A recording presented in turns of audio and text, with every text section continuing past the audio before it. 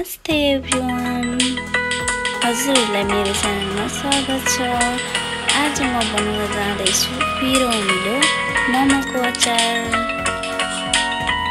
हजुरहरू पनि हेरेर मोमोको अचार बनाउनुहोस् है त। सुरुमा मैले फ्राई प्यानमा तेल बसाएँ। तेलमा थोरै जिरा,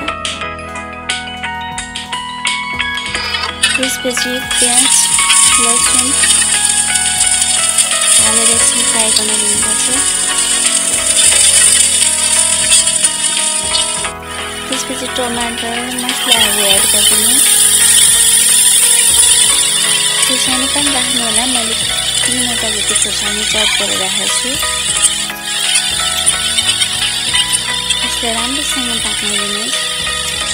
यसरी फ्राई गरेर पकाएको बनाएको अचार एकदमै मिठो स्पटिलो हुन्छ।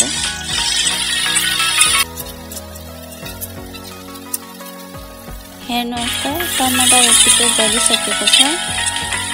अब यसमा धनिया एड गरिदिनु होला।